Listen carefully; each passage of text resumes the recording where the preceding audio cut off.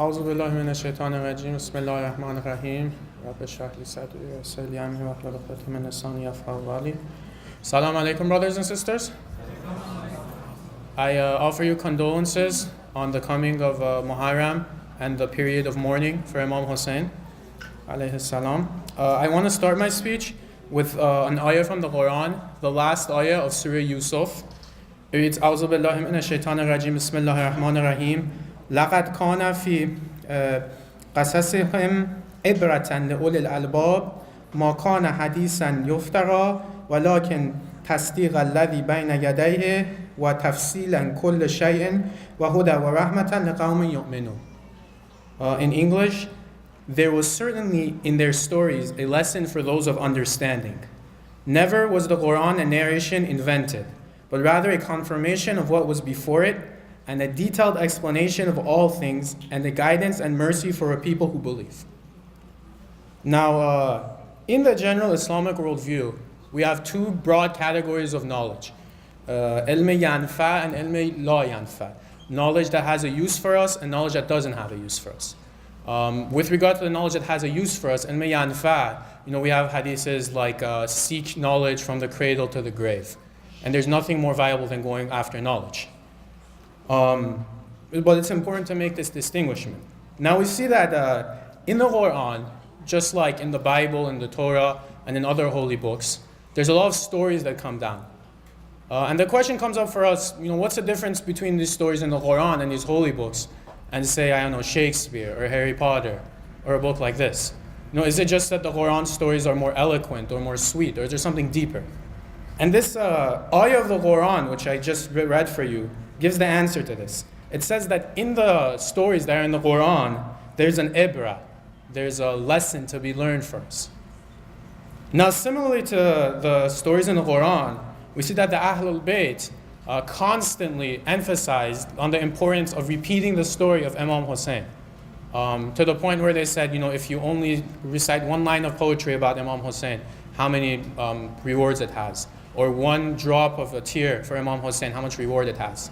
And so clearly this must not be for no reason. There must be a lesson to be learned for us.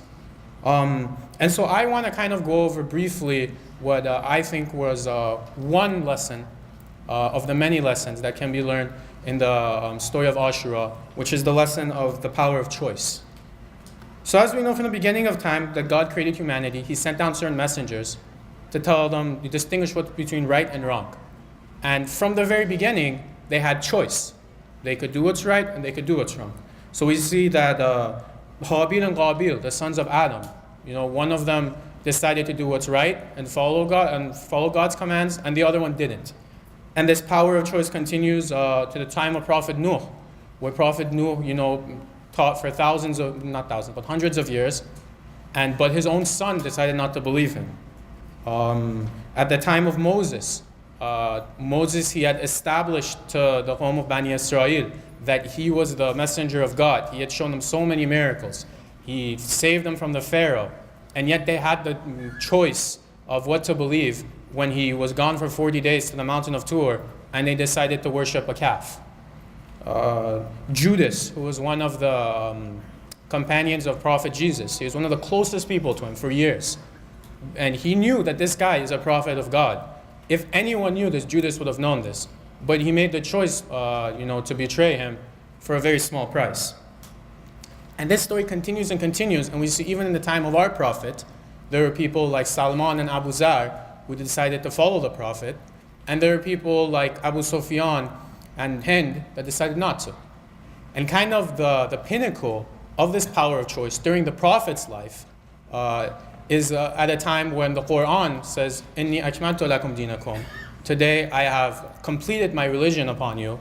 On the day of Ghadir, when the Prophet took up Imam Ali's hand and he said, Man kuntu mawla fahaza aliyun mawla. Whoever I am his mawla, Ali is his mawla too. He didn't say that people, Ali is your mawla, you have to answer him. He didn't take a sword to their necks. He said, if I'm your mawla, then you have the choice to also follow him. And we saw at that time, some people were at the very forefront of congratulating Imam Ali for this and paying allegiance to him. However, later their actions proved otherwise. Once again, this critical issue of choice. And once the Prophet passed away, at the very beginning, when his body was left unburied, while some people were attending to the Prophet's body and doing the rituals that are necessary for that, other people going around punching each other over deciding who's going to succeed him. There was no unclarity, there was no gray area here. It was very clear for them. They had very recently all been present at Ghadir when the Prophet clearly said, Ali is my successor. And even if that didn't happen, in Islam there's clear teachings that if someone passes away, you have to bury them at the soonest time possible. And yet they still ignored this. It wasn't an issue of a gray area of moral unclarity. They clearly know it was what was right, but they decided to do something else. This continued during the time of Hazrat Fatima, very shortly afterwards, where Hazrat Fatima told the rulers of the time that the inheritance of Fadak is mine, and they knew that, but they decided not only to bar her from her inheritance, but they also committed oppressions against her, which ultimately led her to being passed away. Once again, there's no moral unclear zone here. Any kid would know that oppressing the single daughter of the Prophet is something that's wrong. This continued the Battle of Siffin. Imam Ali, he didn't even have to reach Yazid and the issue of Karbala. Imam Ali reached the camp of Muawiyah. He had a chance to uproot the evil right there. His army was basically victorious, and he told them, finish the job up, which is when Muawiyah took up the Qurans on the spears, and he specifically said, I'm the living Quran. And his soldiers, they had heard the Prophet say that, you should listen to Imam Ali. They have heard Aliyun ma'al haq wa haqqun ma'al Ali. But they decided to do otherwise. And Imam Ali was forced to arbitrate. We see this happen again and again and again.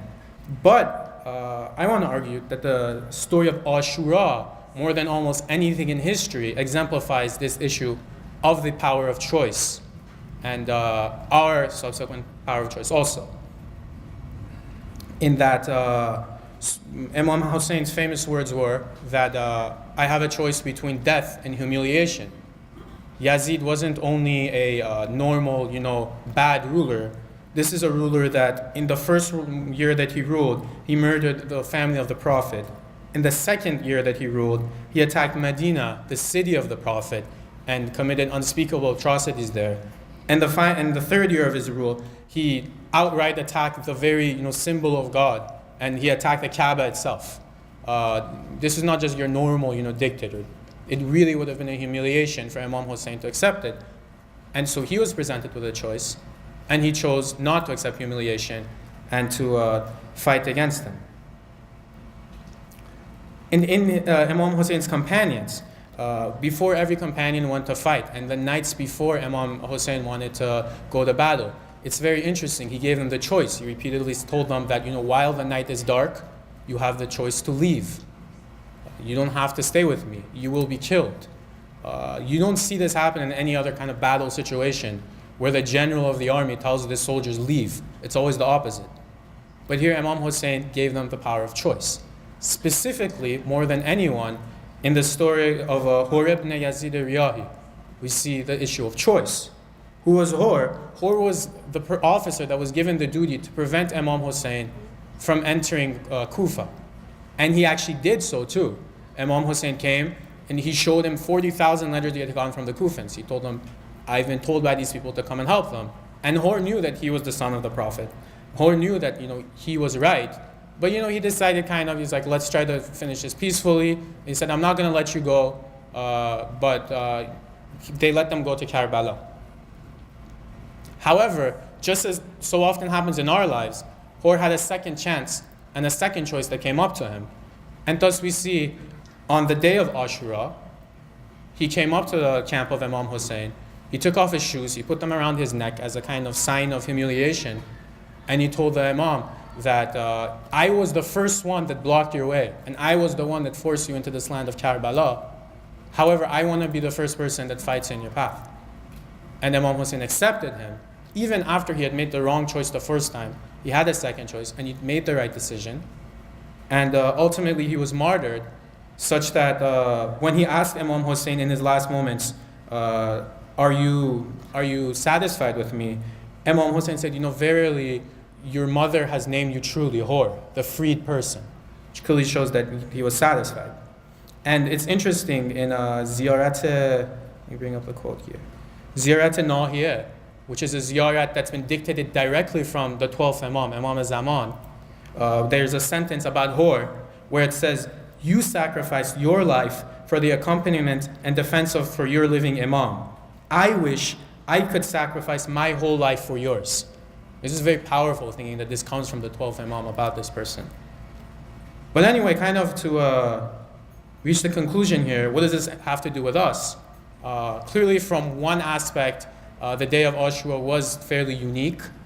Every day is not necessarily Ashura. We have a narration in Al-Maliyah Shaykh al-Saduq, volume 4, page 116, where Imam al-Sajjad alayhi salam says, Imam Mujtaba states, La yawma ka yawmika ya Abu Abdullah. There is no day like your day, O Abu Abdullah. However, this doesn't mean that we can't learn something from it and can't get a lesson from it. And the lesson here is clear, and you all know this better than me, and the issue is, just as all these people that I stated throughout history, they had choices either with respect to their prophets or their imams. Every day we have clear choices with respect to our imam. Even if we can't see our imam, we can always, determine, is this action that I'm doing, is this thing that I'm saying, this thing that I'm hearing, this thing that I'm eating, this business transaction that I'm making, will it really be to the satisfaction of my imam? And one of the reasons why constantly we repeat the story of Imam Hussein and hold these processions year after year is to remind ourselves this constantly and keep it in our minds as a frame of reference. And finally, just like I started off with a verse of the Quran, I wanted to end with a verse of the Quran. Surah Isra, verse 33. It says, أعوذ بالله من الشيطان الرجيم ولا تقتلوا النفس التي حرم الله إلا بالحق ومن قتل مظلوما فقد جعلنا لوليه سلطانا فلا يسرف في القتل إنه كان منصور. Surah Isra, verse 33.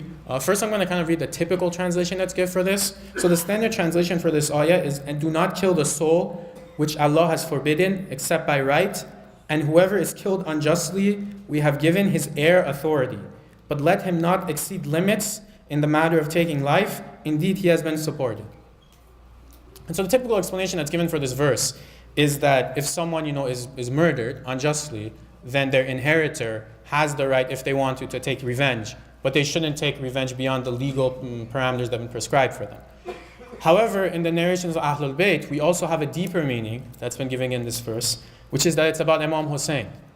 And when it says, وَلَا تَقْتَلُوا النَّفْسَ الَّتِي حَرَّمَ اللَّهُ, it means the nafs zakiyah that's referred to in the Quran. This nafs means Imam Hussein. It's telling the people, do not kill the soul which God has forbidden. And it says afterwards, وَمَنْ قُتِلَ مَظْلُومًا, and he was killed unjustly. And the interesting part is that in the continuation, it says, فَقَدْ جَعَلَنَا لِوَلِيِّهِ سُلْطَانًا. We have made the wali, we have given him authority. And in the narrations it comes that this wali that's referred to is Imam Zaman. He has been given authority to get his revenge, فَلَا يَسْرُفُ فِي الْقَتْلِ, but he will not exceed in killing. He's not going to go around killing people left and right, but just within the prescribed limits. And in the end it says, إِنَّهُ كَانَ مَنْصُورًا, and surely he's been supported by God. And so let us dua that we can also be helpers of our Imam in getting this revenge of Imam Hussein. Thank you very much. Salawat Muhammad.